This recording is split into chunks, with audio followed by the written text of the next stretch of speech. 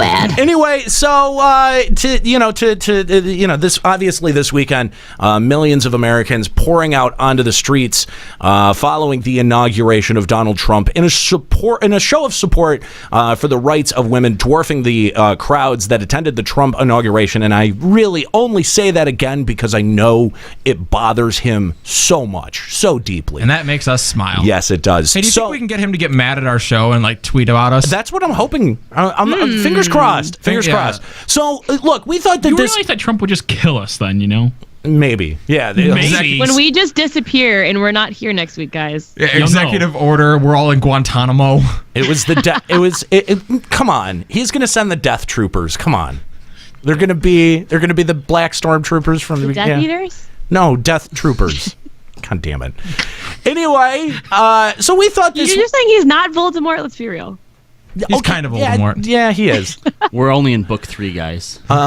So 4 years to go. We thought that this would be an appropriate moment to have a conversation about women in gaming. So I'd like to welcome in our special guest. Joining us is the founder of MissClicks, an online community advocating for the representation of women in the gaming industry and competitive gaming. She's also a 5-time world champion and currently a member of CounterLogic Gaming's elite Counter-Strike Red team. Stephanie Harvey, welcome in to Final Encountercast. Thanks for having me, guys. So we wanted to talk to you about women in professional esports because we've talked a lot on the show about the way that women are portrayed in games themselves, but I'm curious to hear from your point of view what kind of specific challenges exist for women in the professional esports space. I mean, it's very, very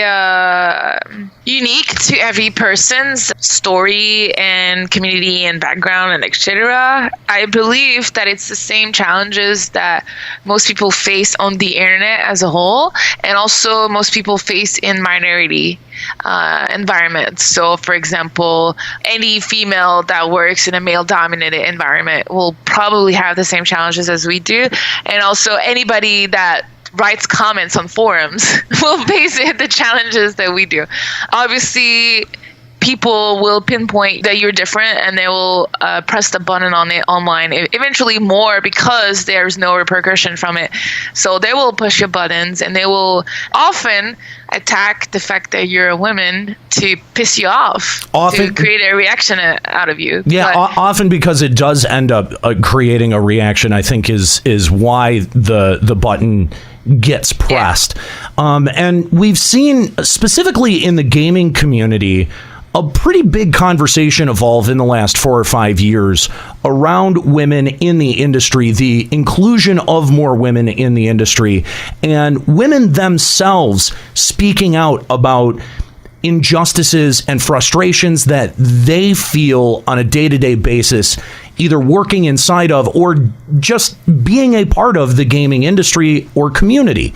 And I'm curious to know, what kinds of things have you faced yourself being a part, such a visible part of the gaming community? The only thing I want to mention today, because obviously, like all your horror stories, they probably happened to me at some point. But the main thing that I want to voice that still kind of pisses me off is there's no way for us, my team, my female team, to win online right now. So even if we lose, we suck. If we win, the other team was bad. There's no way for us to actually compete and people be proud of us and be happy for us, kind of. Which is fine. I mean, I do this for myself, so whatever. But I think that's one of the hardest things, that on a daily basis, no matter how good we perform, no matter if invited to a tournament, or if we qualify for it, if whatever happens for it, we're, 99% of the comments are horrifying, like completely horrifying. Which kind of pisses me off, but and it should. It should. I mean, we all see the comments. I mean, we all have eyes. We all go to YouTube. We can all, most of us can see a lot of this behavior on display. It's not a mystery. And I think the part that annoys me as long as we're just talking about, what annoys us about this, because it really does annoy me, is how silent people can be when it happens. You see it in a comment section, and then it just goes, yep, that's a normal comment. That's fine. That's an acceptable thing to say. Yeah. And it also happens at conventions where, the whole notion of locker room talk is something that greatly irritates me. And it's too often normalized. Like, it's too often excused or said, it's just boys being boys. That kind of stuff, that kind of behavior is, it's really just gross. And it makes me think more negatively of our community than I think. We're better than that. I think as gamers, we're better than that, right? You'd like to think so, and kind of like what Stephanie said about, when they win, everyone says, oh, the other team was terrible. Right. In the world of esports, that should never even enter your mind. And that kind of leads into this question. Like, traditional sports have always had a division between men's leagues and women's leagues, and the main reasoning behind that has always been contributed to biology. But as a professional gamer, that stance might seem a little bit archaic. So, Stephanie, I'd like to ask you, should esports have that sort of division, or do you think that division would encourage more women to participate in esports, or do you think that this should be like the attempt to make it all inclusive? I think it's a really complicated topic. I do believe that for some people, having a division would be easier to compete, and for others, it's just silly. As for me, I don't think there should be any division, but I do believe that female tournaments, which happen like 3 weekends a year in Counter-Strike, is a good thing for the community. As long as we're a minority, I think it's a good thing. It pushes women to compete, etc. But overall, I think that everyone should compete together, so that in the end, when it's 50-50 male-female, we're all in the same leagues and stuff. And that's what we do. On a daily basis, we play with guys, and then for these 3 tournaments, we play with women. And obviously, it's these 3 tournaments that are mostly marketed, and people hear about, female plays versus other females, but hey, wake up. We only play 3 tournaments a year. The rest we're playing versus guys, so it's don't make a big fuss out of it too much, right? But yeah. Now, when talking about the challenges that you face as a female gamer, if anyone's ever graced, let's say, a Twitch stream, for example, during any kind of professional esports event, when a female gamer takes the stage, it's absolutely clear the kind of problems that you're facing in today's world of gaming. How do you fight against something like that seems so widespread? I don't know if you can fight it. I know you can try to educate people on the problems, and you can also try to find positive solutions. And I think that's what I'm trying to push for. I'm so tired of being a victim. I don't want to be a victim. I want to be part of the solution. And I think for me, what I can do on my daily basis is lift other women up instead of pitching myself versus them. So that means talk positively about other women, be proud of their success instead of being jealous. Sure. That kind of stuff. And I think if women amongst ourselves, we start by respecting us more, it will help overall. But I also think it's a society shift, which means there's not much that can be done right now individually other than contribute to society and raise your children properly and have some support from the government about cyberbullying, have some support from the companies that are running Twitch or running games like League of Legends and that kind of stuff, to have anti-harassment policies. Yes. There's a lot of supports that as a human right now I can't do anything about. It's the companies, it's Twitter, it's Facebook, it's everything else that needs to wake up and make sure that we don't live in this completely toxic environment that the internet has become.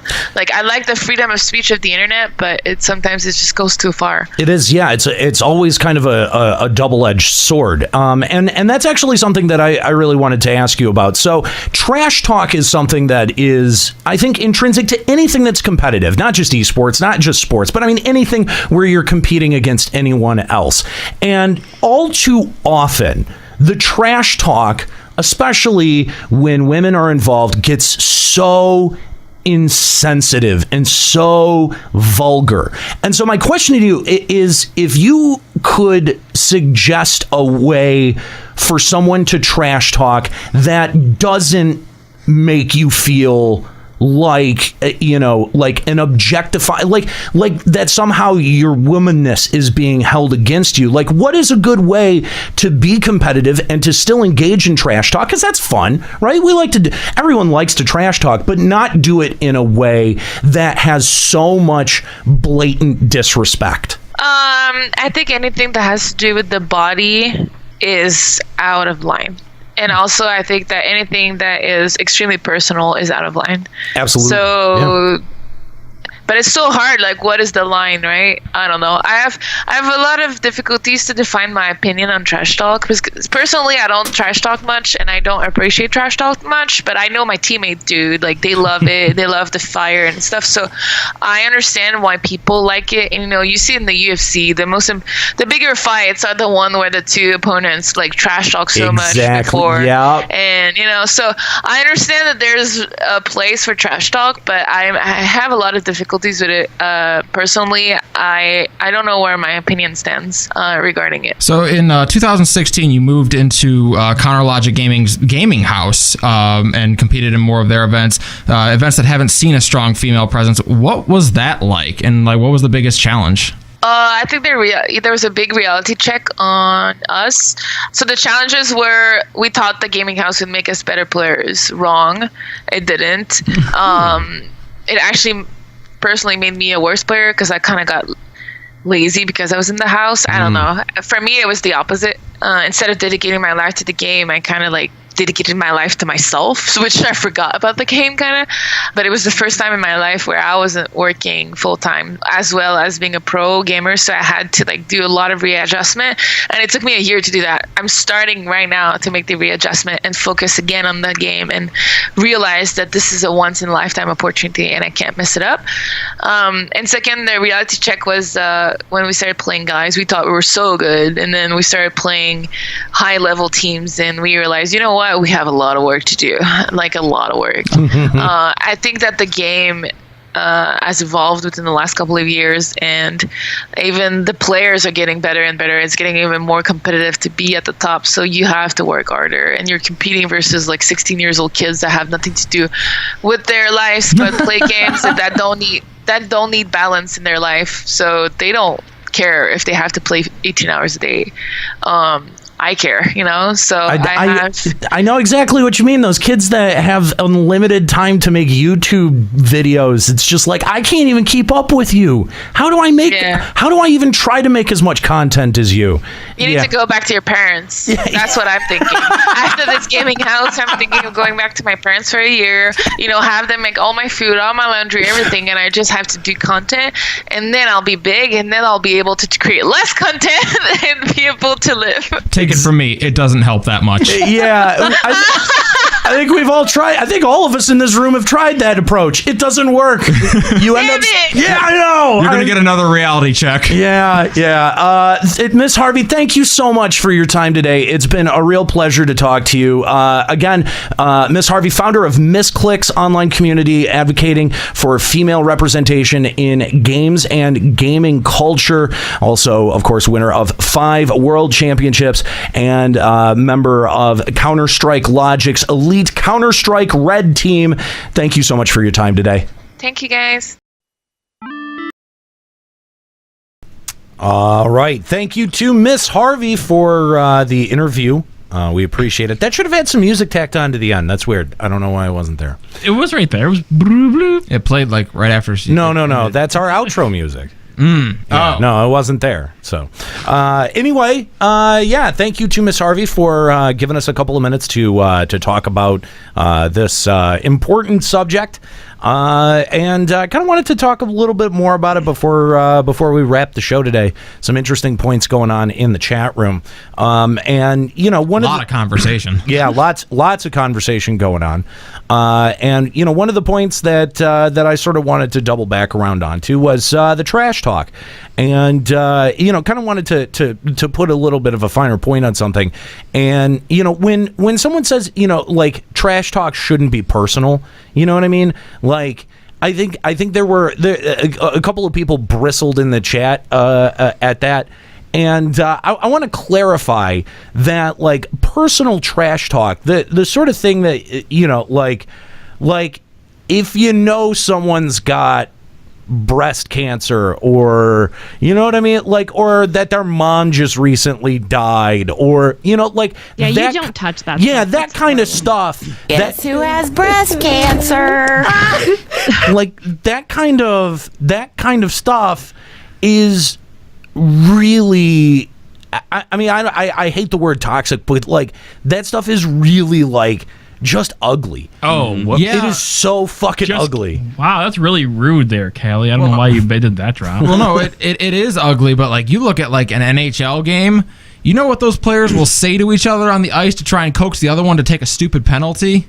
They will say the worst mean-spirited shit you can think of. Except it's But not. you don't It's have not that- the same. Really, It's NHL not the actually same. Picks people to fight though. because that's what people like to see. Plus, when you have two NHL players on the ice, you know, saying something over all the roar of the crowd, nobody's hearing it except those two. It's different when Yeah. you are on a platform like this, where Right. you probably have 50 to 60,000 kids watching you. Yeah. And when you say stuff like that, they all say, "Oh, my idol, my role model, I want to be just like him, and he's doing that. That's what I need to do too." Trash talk should be limited to the game. Like, Right. really, dude, you're gonna insta-lock Yeah, to- Hanzo, yeah, the pro yeah. sniper team. The skill of your actual skill and the skill of the game and the plays of the game. I think that's all fair game. Like, would Michael Jordan have been put on the front of the Wheaties box if at some point there were cameras that captured him calling Larry Bird a fucking cunt faggot? Like, that probably would not have been an opportunity that was open to him. I'm gonna dunk this ball like I did on your mom last night, Like, Bird. and the thing is like, you don't know what kind of trash talk went on between those two people. They had an intense rivalry for a long time. Yeah. But you know what? Part of rivalry is respect. Part of trash talk, there has to be a little bit of respect there. Part of, you know, when someone comes at me on this show or on Limit Break Radio, and I go right back at them, there is a little, at least a little bit of an undercurrent of respect.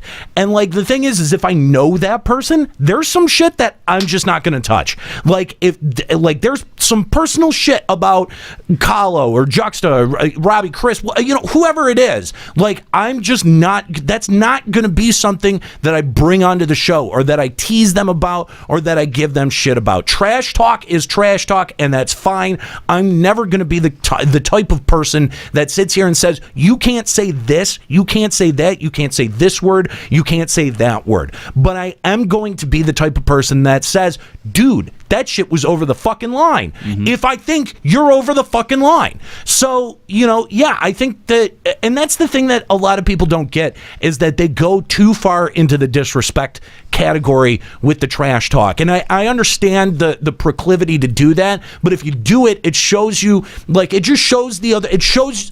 It displays your weakness. It puts your weakness on display if that's the level of trash talk that you're going to go down to. Yeah, and speaking of disrespect, I think one of the things that Miss Harvey said that resonated the most with me was that Juxta is slightly overweight because every time he fucks my mom, she gives him a donut. Feels bad, man.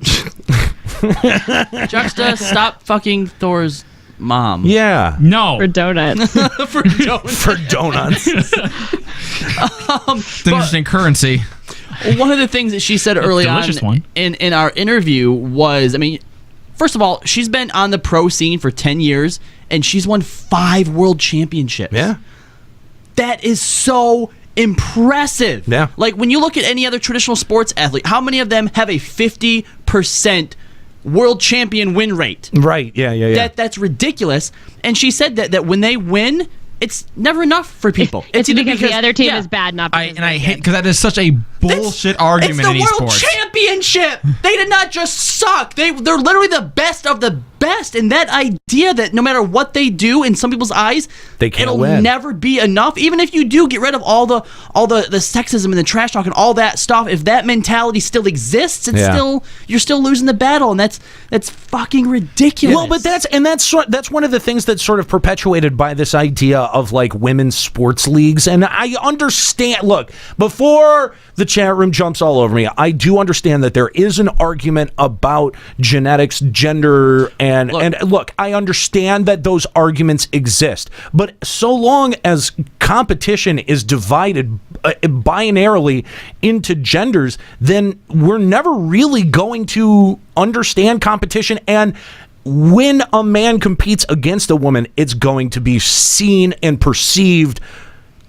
180 degrees differently. Esports, where it's all skill and nothing to do with your physical body makeup. It shouldn't matter. It shouldn't matter. That's what I'm saying, is that it doesn't, none of that argument applies here. Right. Applies to esports, applies to video games. Interesting to me, because every time, I went to MAGFest. I even had an interview at this most recent MAGFest, and people are always asking me, how do you feel about the fact that there is a lack of women in gaming? And I'm like, well, I don't really think that there is. I mean, like, I've been a woman my whole life, and I've been a gamer my whole life, and all of my best friends are females and also gamers.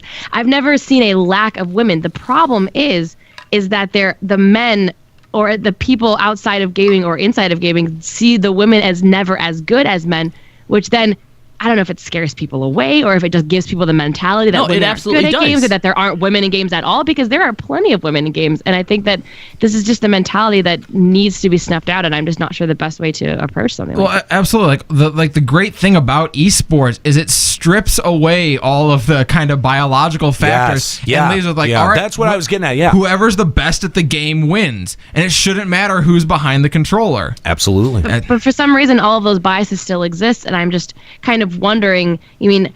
I try to do my part at things. Like, even just the other day, I was at my class and I was trying to learn how to speak geeky words in Farsi, and the guy next to me is like, wait, I never thought someone like you would be a gamer. And I was like, what is that supposed to mean? Like, I mean, not all gamers are fat neck-bearded guys who live in their mom's basement. But that's the point, though. Inherent mentality that's in everybody's head. I don't think it is. I think that that's a generational thing. Like, how old was the guy who was surprised? About our age. Okay, that's fine. So weird. He's an outlier, though. Hang on, no. I think we're on the older side of this. I think we're like among the last generation.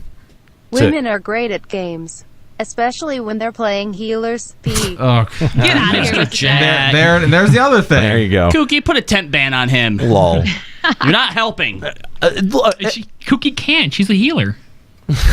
She's not. Mute him. Fat's not helping either. No, there was a recent interview that was done, and there's a player, a League of Legends player. I don't know, maybe Callie, you've heard of him. Indiana Frosker and Black. Heard of them? No. Anyway, they've recently been coaching over in China because they got so sick of how toxic the American leagues are towards women. Sure. And one of the things that they notice is there's so many women that, even though they want to be in esports, even though they want to participate, the reason they don't is besides the obvious stuff, is when you are one of the few women who are in the spotlight, you are then expected to be an advocate. That's true. And there was a player that she wouldn't name, that didn't want to be on camera, didn't want to speak, just wanted to play, and didn't want any part of her identity to be known, because once it was known, everything changes. Well, it's sort of the, when we I'll pull the curtain back a little bit. We actually cut 2 interviews with MissHarvey. She was kind enough to talk to us also for Checkpoint, our new gaming talk show as well. CheckpointRadio.com. You can check that out. But when we did, we made the decision to not ask her any questions about being a woman in gaming or a woman in pro esports, and we just talked to her as a pro esports athlete. Won 5 world championships. Who's won 5 world championships and didn't even really glance on her gender, not because we don't appreciate her work with Misclicks, and in fact we do. That's why we gave it so much time and attention on this show, but because the fact that she was a woman shouldn't have been the sideshow of the interview. Shouldn't have been the headline. Exactly. Of it. Yeah. The fact that we had a 5-time champion as our first pro gamer guest, yes, that was to me the bigger deal, and so we didn't even glance on it, and we made it its own interview. And so like that sort of stuff to me is like, that normalizes, like, look, Miss Harvey is a competitor just like literally any other competitor. And I'm going to say too, as like a woman on this end of it, I appreciate you guys for approaching it that way, because I mean, so people, I mean, listening to Checkpoint Radio are going to just start to hear women as gamers and not even question it, and I think that's a great thing. And going back to my other point is that it is a generational thing. I think that we're on the older cusp. We're on the we're the last. I mean, maybe because we're on the older end of the millennial spectrum, that we're we're gonna be like the last wave of people that really see gaming as a gendered thing. I think that idea is quickly going away. The numbers support that. When you have 47% of your market is women, the industry will react to that. The industry can't ignore that. And when you look at a lot of the games that have been released recently, this is a trend that I noticed last year around E3, is a lot of the games that are coming out have been starting to feature a lot more female protagonists. They've been more inclusive, I mean, if you look at Overwatch, I think half or maybe even more than half of the characters that you can play in that are female. Yeah. Yeah, and I know a lot of guys who main female characters in Overwatch as well.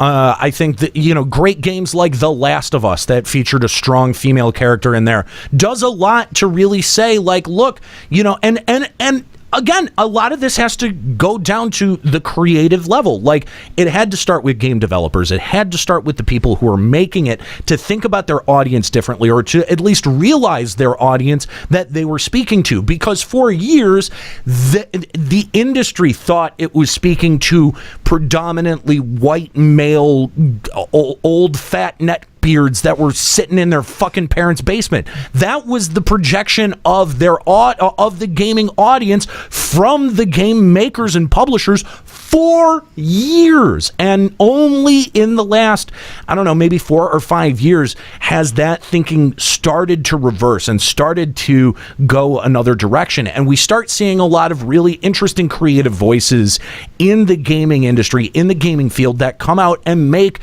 fascinating games. And they put interesting, well fleshed out, diverse characters in their games, not thinking like, oh, well, they're basically not tasked with designing Duke Nukem forever and ever. Like, what is going to be, that horny, teenage kid's idealized version of himself going to be? And finally, because we've moved away from that, we've started to see that engagement in wider audiences, more diverse audiences. And that, I think, a lot of people got really upset about Gamergate, and there's it's kind of the gorilla in the room when you talk about women in gaming, and especially now in 2017, and you don't bring up Gamergate. Like, that was a big part of it. And for as much as people want to sit and bag on Anita Sarkeesian, that I think she started a really necessary dialogue, not necessarily with gamers. It got really toxic with gamers, but the dialogue was so crucial to start having for the game developers themselves. And whether you agreed with what she was saying or not, I definitely think, Robbie, what you just said, the evidence that we've seen much more interesting characters, that we've seen much more diverse casts, is evidence that discussion carried some weight and carried some validity and actually ended up having a positive impact in the end. All the games that I've been looking forward to all have strong female leads. ReCore, although I don't think it did, it did not do very well. I was looking forward to that. You have Horizon Zero Dawn. Obviously, we're going to have tons more Tomb Raider games. Yeah. I don't know about everyone else, but I'm going to be Femme Rider in the new Mass Effect. Well, but then Final Fantasy 15 has a whole bunch of dudes, circle jerking. But see, that's so funny, because looking through my feed, more women on my feed are playing FF15 than men are. And I feel like the fantasy genre in general and because they're all hot. Have a lot for women. And the thing is you know what, Square Enix needs to be given some credit here, because what they did was they didn't just look. They made a decision that said, yes, look, all of the main characters in this game are going to be men, but there's a reason for that, because it is intrinsically character driven. If you and I think a lot of women gamers also. I mean, I don't want to generalize, obviously, but a lot of women gamers really appreciate the character development, and I think it's also great for women to see another side of men when they're not trying to impress the women around them. Yes, and this is the thing, is that it did explore inherently gendered concepts and gendered behaviors, but it did it in a way that didn't exclude women. It felt like it included anyone who was playing it. I was laughing that entire time. The relationship between all the characters were fantastic. And it hits on something real. Like, it hits on something, it hits on genuine camaraderie